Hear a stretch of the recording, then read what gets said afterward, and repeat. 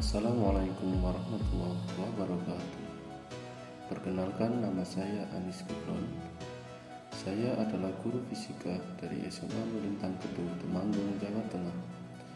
Saat ini saya sedang menjalani PPG dalam jabatan saya di Universitas Mula Warman Samarinda.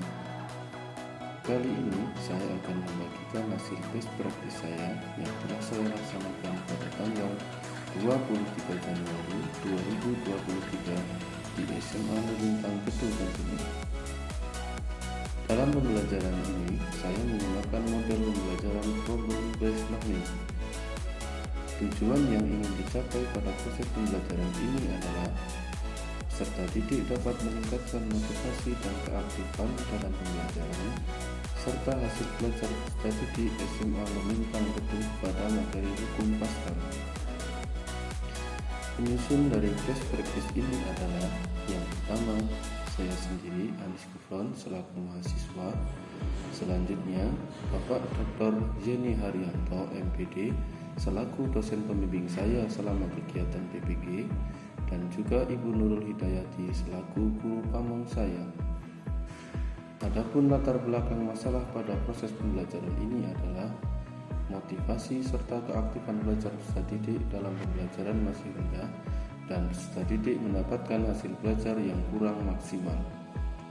Oleh karena itu, saya mengambil alternatif solusi dengan cara menggunakan model pembelajaran yang inovatif sesuai dengan karakteristik peserta didik, yaitu model pembelajaran problem based learning atau PBL, yaitu model yang berpusat pada keaktifan siswa untuk mencari hasil dari pemecahan masalah. Menurut saya, praktik ini penting untuk dibagikan karena secara langsung akan berdampak pada hasil belajar siswa dalam meningkatkan kemampuan ilmu fisika, dan secara tidak langsung dapat berbagi pengalaman serta memotivasi rekan-rekan guru untuk berbuat yang terbaik bagi siswa. Pada proses pembelajaran kali ini, saya berperan sebagai guru fisika yang bertanggung jawab untuk melakukan proses pembelajaran ini secara efektif dan harus dapat menggiring siswa agar dapat mengikuti pembelajaran dengan aktif. Dengan menggunakan metode, media, dan model pembelajaran yang tepat dan inovatif, sehingga tujuan pembelajaran bisa tercapai sesuai dengan yang diharapkan. Pada pembelajaran kali ini, tantangan yang saya hadapi adalah peserta didik belum terbiasa untuk aktif dalam pembelajaran dan peserta didik cenderung pasif. Lalu perlunya menerapkan model pembelajaran student center yang bervariasi dalam proses pembelajaran, dan juga belum tersedianya alat praktikum untuk menunjang proses pembelajaran, serta belum ada laboratorium komputer dan terbatasnya akses internet dari pondok pesantren. Oleh karena itu, saya mengambil beberapa langkah untuk menghadapi tantangan tersebut, antara lain melakukan pembuatan alat peraga sederhana dan mencari sumber video pembelajaran yang sesuai di internet. Lalu juga menyusun perangkat pembelajaran seperti FPP, LKPD, bahan ajar, kisi-kisi, dan instrumen serta materi ajar, serta melaksanakan pembelajaran dengan model problem based learning atau PBL. Dampak dari aksi pembelajaran yang saya lakukan diantaranya peserta didik menjadi aktif selama proses pembelajaran, kemudian tingkat antusias atau motivasi belajar peserta didik meningkat. Penggunaan teknologi berupa slide PowerPoint, video yang disertai kegiatan kolaboratif membuat peserta didik lebih aktif dalam belajar, serta hasil pembelajaran untuk materi hukum pascal meningkat. Respon yang saya dapat adalah secara keseluruhan sudah dapat mengkondisikan kelas dengan baik dan menjadikan peserta didik dapat terlibat secara aktif dan juga sangat senang dan aktif. Bisa dilihat dari keseluruhan kegiatan siswa tetap semangat mengikuti pembelajaran, tidak mengantuk, dan antusias untuk bertanya serta berpendapat karena guru menggunakan media video bergambar. Adapun faktor keberhasilan proses pembelajaran kali ini yaitu penguasaan guru terhadap penerapan model pembelajaran, metode pembelajaran, penggunaan media pembelajaran, model pembelajaran, langkah-langkah pada rencana pelaksanaan pembelajaran yang sudah dibuat, dan penguasaan kelas atau siswa. Pembelajaran dari keseluruhan proses yang dapat saya ambil adalah seyogyanya guru lebih kreatif dan inovatif dalam memilih model, metode, media pembelajaran, meningkatkan penguasaan materi dan penguasaan kelas atau siswa sehingga dapat membuat proses belajar mengajar sesuai dengan yang diharapkan. Berikut testimoni dari rekan sejawat beserta peserta didik. Assalamualaikum warahmatullahi wabarakatuh. Nama saya Aditya Yunianto. Saya adalah rekan guru dari saudara Anis Gufron, di mana saat ini saya akan memberikan testimoni atau sedikit opini menurut saya bagaimana perubahan sebelum dan sesudah saudara Anis Gufron mengikuti kegiatan PPG. Belakangan ini saudara Anis Gufron telah mengikuti program PPG dalam jabatan di Universitas Mula Warman Samarinda. Menurut saya perubahan yang terjadi adalah sebelum beliau melakukan kegiatan PPG, cara mengajar beliau cenderung konvensional dan masih menggunakan metode belajar yang teacher center atau berpusat pada guru. Akan tetapi setelah mengikuti kegiatan PPG ini, beliau sudah menggunakan metode pembelajaran yang dimana proses pembelajaran berpusat kepada siswa atau student centered. Selain itu juga beliau sudah menerapkan model-model pembelajaran yang lebih mudah diterima oleh peserta didik, di mana beliau menggunakan problem based learning serta project based learning. Selain itu, efek atau akibat yang dirasakan adalah pada siswa sendiri lebih nyaman dalam melakukan kegiatan pembelajaran dengan model-model pembelajaran tersebut. Harapan saya sebagai rekan guru adalah kedepannya Pak Anis Gufron ini lebih bisa mengembangkan lagi kemampuannya sebagai seorang pendidik sehingga beliau bisa menjadi guru yang profesional, terutama dengan adanya program PPG ini sangat membantu sekali beliau dalam mengajar siswa di dalam kelas sehingga target-target atau tujuan-tujuan pendidikan bisa tercapai. Sekian testimoni dari saya. Wassalamualaikum warahmatullahi wabarakatuh. Assalamualaikum warahmatullahi wabarakatuh. Saya Faida Sofiatul Azizah, teman sejawat dari Bapak Anis Gufron. Nah, Pak Anis ini sebelum mengikuti kegiatan PPG itu memberikan pengajaran kepada siswa secara monoton, konvensional, kemudian banyak siswa yang mengeluhkan merasa bosan saat pembelajaran yang dilakukan karena berkaitan dengan perhitungan komputasi, tetapi metode atau cara mengajarnya itu masih kurang menarik. Nah, kemudian setelah Pak Anis ini mengikuti kegiatan PPG, terlihat peningkatan yang luar biasa, mulai dari antusias anak-anak, kemudian karena metode mengajarnya menggunakan problem based learning, sehingga anak-anak itu benar-benar paham bahwa apa yang mereka pelajari itu dapat diterapkan di kehidupan nyata. Dan kemudian pembelajaran di kelas juga terasa lebih hidup dan membuat anak-anak tidak bosan karena pembelajaran yang diberikan cukup mengasyikkan.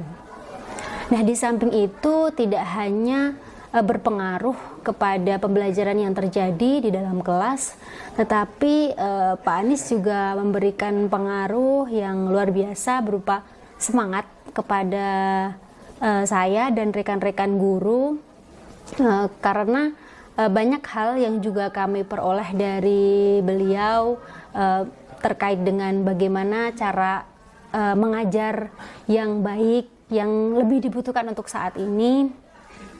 Kemudian memberikan semangat kepada kami untuk terus belajar gitu, bahwa guru itu akan membutuhkan banyak hal baru sesuai dengan kebutuhan dan perkembangan zaman.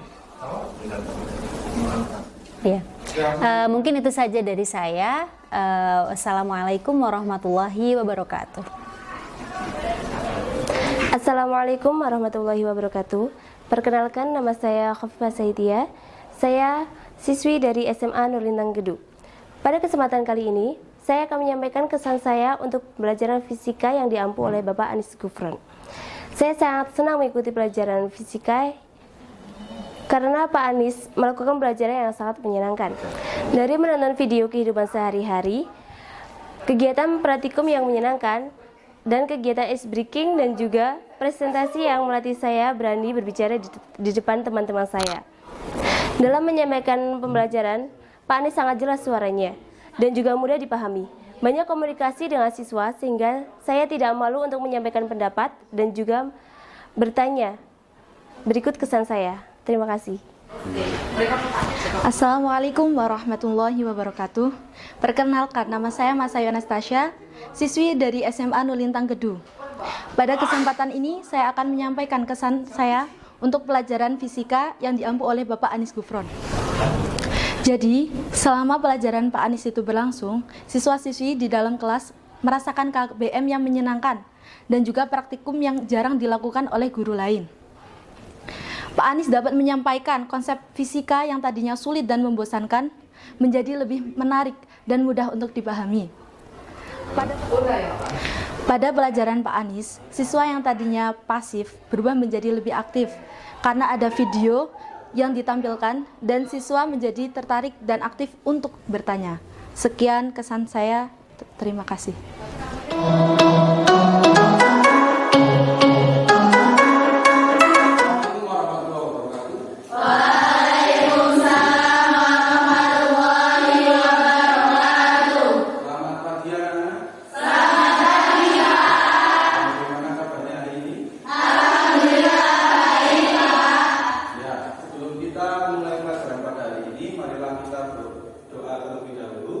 Semoga nanti pembelajaran kita dapat berjalan dengan lancar.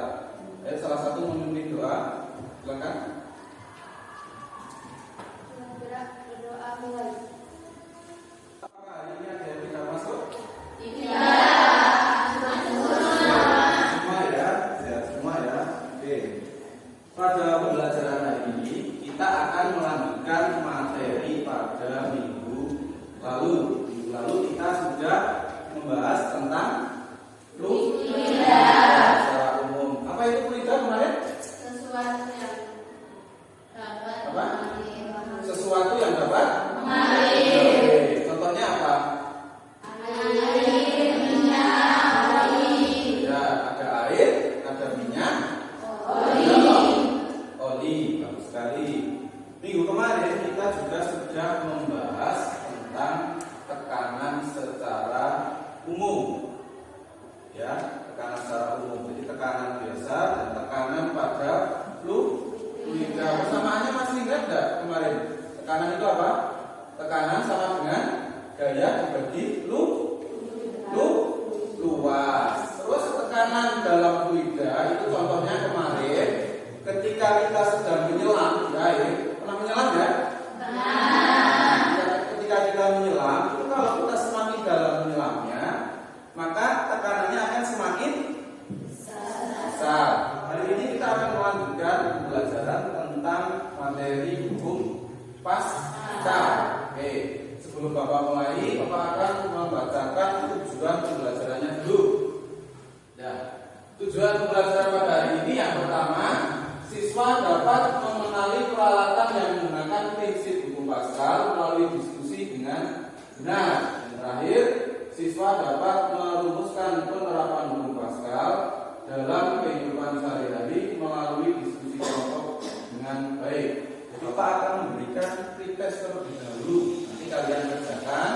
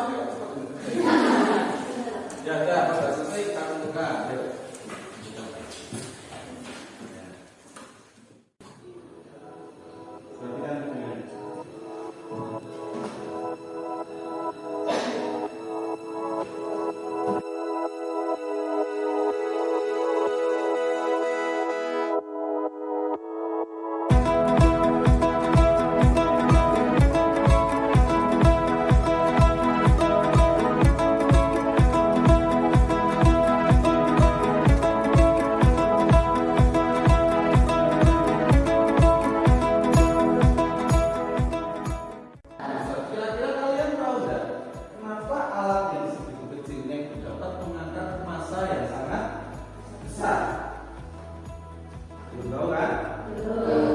Kita akan mempelajari lebih lanjut tentang hitung Pascal.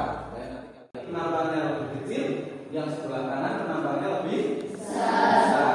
Ketika diberikan gaya yang arahnya ke bawah, nah, ini kan ada fluida, isinya ini fluida.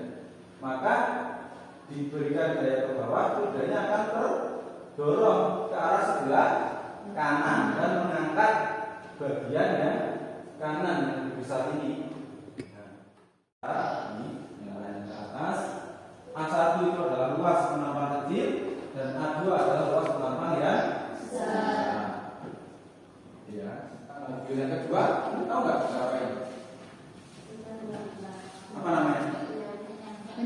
Penyangga mobil itu sudah menggunakan sistem hidrolik juga. Biasanya itu mobil-mobil yang harganya mahal yang sudah menggunakan sistem elektrik. Jadi pakai hidrolik tinggal di pencet tombolnya itu nanti kapnya bisa buka sendiri. Oke, yang selanjutnya yang ketiga ke gambar alat pengangkat mobil. Biasanya terdapat di mana? Kamu kalau lihat alatnya itu gimana? Cucian mobil. Jadi mobilnya itu ditaruh di atas alatnya, letakkan nanti bisa diangkat. Terus bagian yang bawah mobil itu nanti bisa dicuci bersih nanti karena bisa diangkat. Itu juga menerapkan hukum Pascal dan Pascal. Oke, kita lihat video lagi.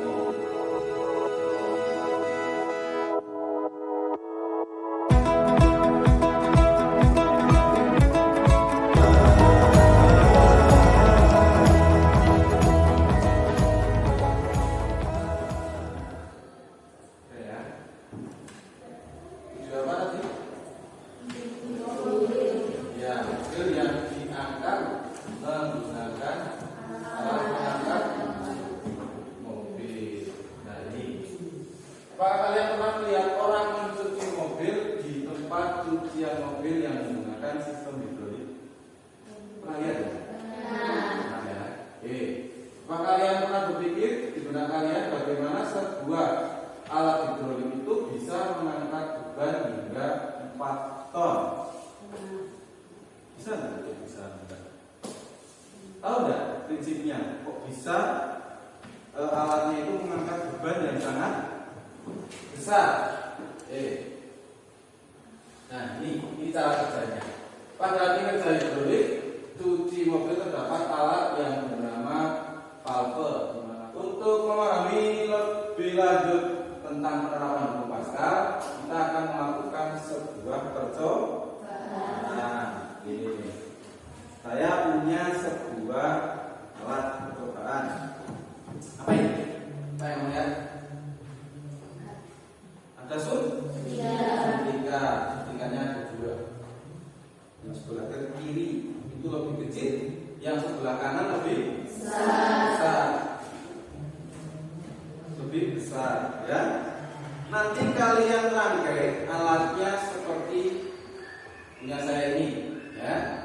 Jadi kalian hubungkan antara suntikan kecil dengan suntikan yang besar menggunakan selang. Sampai di sini dulu ada pertanyaan.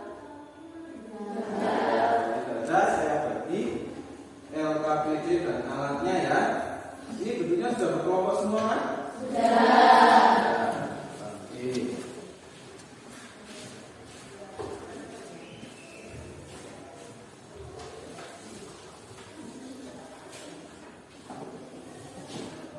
Ini alatnya saya bagi satu persatu.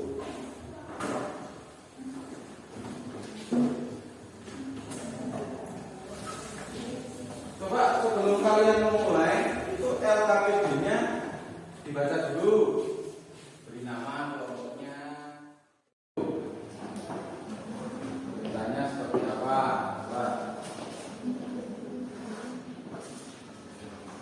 Jadi nanti kalian ukur dulu ini diameternya menggunakan jangka sorot. Oke. Setelah diukur nanti alatnya dirangkai. Ya. Ini kan sudah pakai double tip, nanti tinggal dibuka, terus dipasang di ini wadahnya sini seperti ini. Sudah dibaca? Ya, silakan alatnya dirangkai.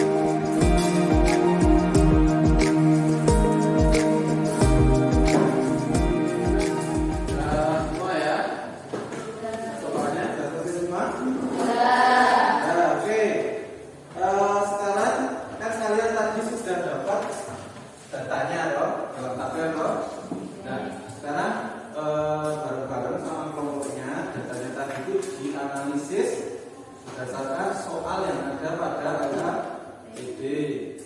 Bagaimanakah pengaruh jumlah kelereng terhadap tekanan yang meningkat jika jumlah tekanan kecil, jika jumlah kelereng sedikit menunjukkan tekanan kecil, jika jumlah kelereng banyak menunjukkan. Tiap kelompok itu melakukan presentasi satu-satu. Tapi sebelumnya kita melihat video dulu.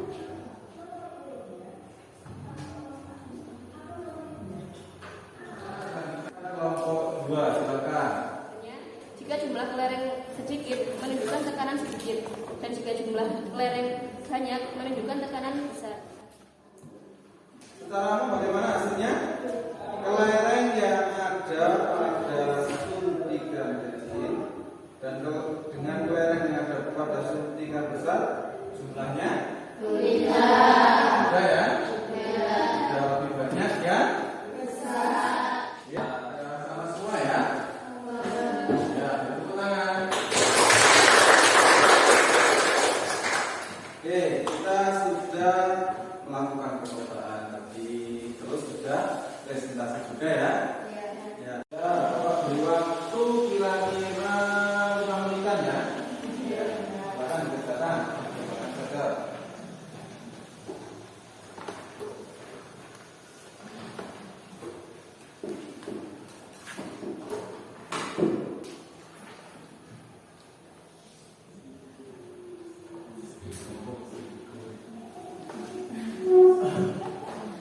Sudah selesai semua ya?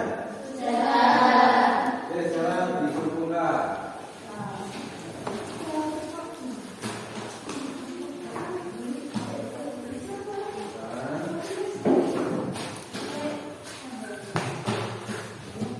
bagaimana pembelajaran pada hari ini? Apakah menyenangkan?